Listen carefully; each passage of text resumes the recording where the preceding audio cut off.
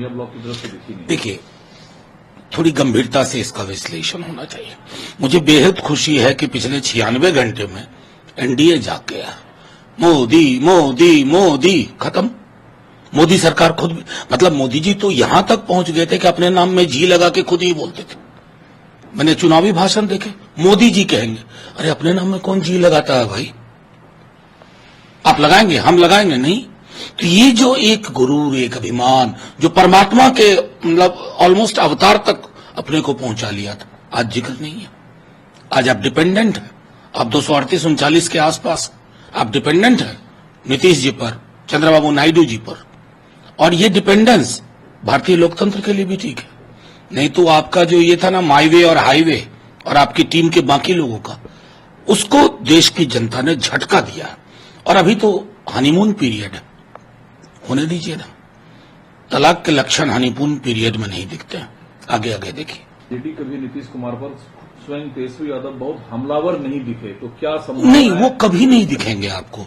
ये जो देखिए, बीते 10-12 वर्षों में मोदी जी और अमित शाह जी ने एक तो कर ही दिया था देश में कि आप पॉलिटिकल अपोनेंट को शत्रु की जुबान से बोलते थे।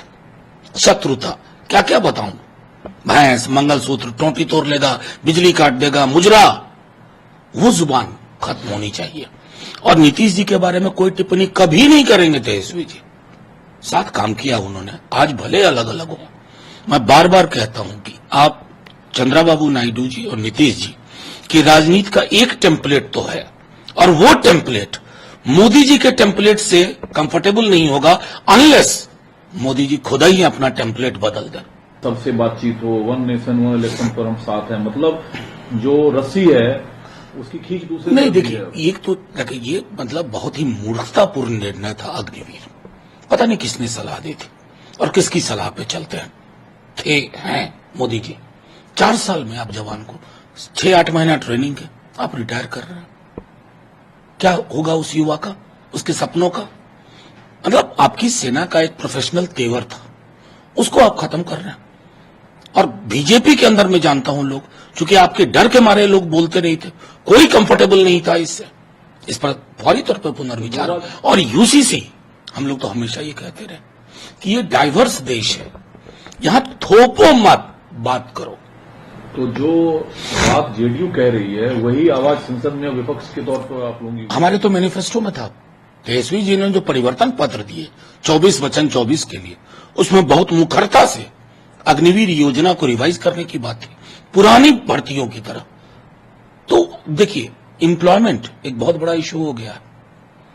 अब देखिए, बीजेपी के अंदर से आवाज उठ रही है, आपने क्या दिया देश को 10 वर्षों में सिवाय पोलराइजेशन के। हिंदू हो मुसलमान से नफरत करो, मुसलमान हो हिंदू से नफरत करो। आपने देश को उलझा के रख दिया था। 10 बरस इस देश के सृजन में खर्च नहीं हुए, विध्वंस में आपने खर्च किया। बतौर सांसद आपको उस एयरपोर्ट से, देखिए, बिल्कुल गलत है। हम तो लगातार ये कहते हैं, जब विपक्ष के लोगों के साथ हुआ, जो आज बहुत व्यथित है, तब वो चुप रहे थे। लेकिन हम हिंसक माध्यम के कतई पक्ष में नहीं है, कतई नहीं। ये नहीं होना चाहिए। जब किसी पे इंक फेंका गया था, जूता फेंका गया था, तब भी हमने वही बात कही थी, आज भी वही कहूं। लेकिन उनकी ओर से जो प्रतिक्रिया आई, वो अतिरेक की प्रतिक्रिया। आप पूरे सूबे को आतंकी कह रहे हैं, खालिस्तानी कह रहे हैं। आपको पता भी है इस देश ने कितना सहा, प्रधानमंत्री खोए हमने, उनकी शहादत हुई है, हजारों लोगों ने जाने दी है यही सुनने के लिए। वो गलत था, तो आपकी प्रतिक्रिया उससे कहीं ज्यादा गलत था। चुनाव परिणाम के तुरंत बाद राहुल गांधी ने जो आरोप लगाया शेयर मार्केट में उछाल क्यों आया, उसके पीछे लोग कौन थे, इस पर जेपीसी हो, जांच हो। पीयूष गोयल ने कहा कि भाई आप तो उल्टा बोल रहे हो, लोगों ने कमाया हिंदुस्तान में। पीयूष गोयल जी कॉमर्स मिनिस्टर थे पिछले बार शायद। पीयूष गोयल जी को खड़ा कर दिया गया कल। ये सचमुच बहुत गंभीर विषय है। और हम एग्जिट पोल के दिन से ये कह रहे थे, हम ही नहीं, सब लोग कह रहे थे कि बहुत बड़ी एक पॉलिटिकल इकोनॉमी है इसके पीछे, मैनिपुलेशन है, किन बिजनेस घरानों के इशारे पे हुआ। सारी चीजों की जांच तो होनी चाहिए ना, कि पीयूष गोयल जी प्रेस कॉन्फ्रेंस कर दें, अब ब्रह्मवाक्य हो गया। चुप्पी आप लोगों की है, कुछ भी कोशिश करते नहीं दिख रहे हैं, पहला। दूसरा, अगर आप लोग खामोश चुप रहते हैं, नीतीश जी उस खेमे में है, तो नीतीश कुमार के जरिए बिहार को क्या हासिल होना चाहिए? देखिए, एक तो अव्वल तो खामोशी, ये खामोशी नहीं कहते हैं। हमें इस मैंडेट का हमने अध्ययन कर लिया है। ये मैंडेट सीधे तौर पे कहता है कि हिंदुस्तान को एक जो अथॉरिटेरियन रास्ते पे ले जाने की कोशिश थी उसको झटका मिला है। तो प्रधानमंत्री अगर उनकी जगह कोई और होता तो वो तो प्रधानमंत्री बनने की कोशिश भी नहीं करते। नहीं सुनिए, तो प्रधानमंत्री बनने की उनको इस्तीफा देना चाहिए था।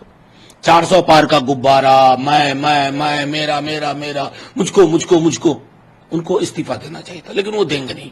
सत्ता और कुर्सी बेहद उनको प्रिय है, लेकिन ये कोलिशन ऑफ कॉन्ट्रडिक्शन भी है। ये विरुद्धों का सामंजस्य बिठाने की कोशिश है। आने वाले दिन में देखिए। और सबसे बड़ी बात जो तेजस्वी जी कह चुके हैं अपने प्रेस के रिलीज के माध्यम से, नीतीश जी लगातार कंसिस्टेंटली बिहार को विशेष राज्य की मांग कर रहे हैं। ये मांग वो पहुंचाएंगे। बिहार को यह हक मिलना चाहिए।